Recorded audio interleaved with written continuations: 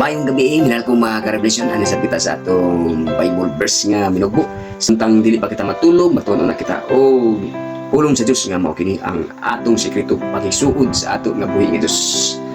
O ang mando sa Ginoo o sugo isang yaong mayong balita sa tibuok nga kalibutan. O sa iha na kini malupok, mubalik siya pagkuha kanimo o kanako kung ikaw nagminataw.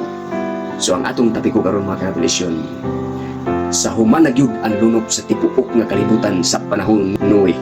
Doon na bagayoy saad sa Ginoo nga gihatag ngadto kang Noe og sa ato nga kapanahon karon. Og unsa man gayud kana nga saad mga karelasyon. Kanako nga pangutana nga karon nga kagabion. So ato gyud lang tubagon diri sa balaan nga kasulatan sa Genesis kapitulo 9 11 nga nagayon diri.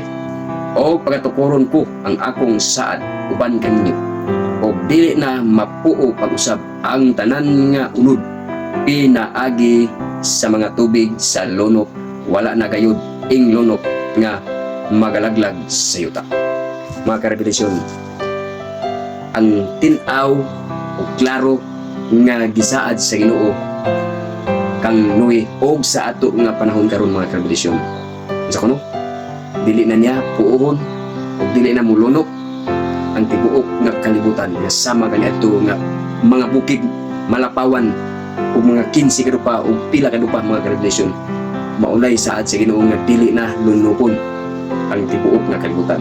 Maulay saad sa Ginoo ngadto kang Noe og sa ato nga panahon karon mga karelasyon. So mao ni ang saad sa Ginoo nga atong hibaluan nga dili na mulunok tibuok nga kalibutan. So mo na itong minugbo nga reverse ng tagna sa gabion, magyunaw kaninyo ang grasya o ang panalangin o ang pagkigdait o ang gugma sa Diyos maana kaninyo. Sa makausa, magyunaw kaninyo, dagang salamat sa inyong pagpaminaw o God bless sa tanan.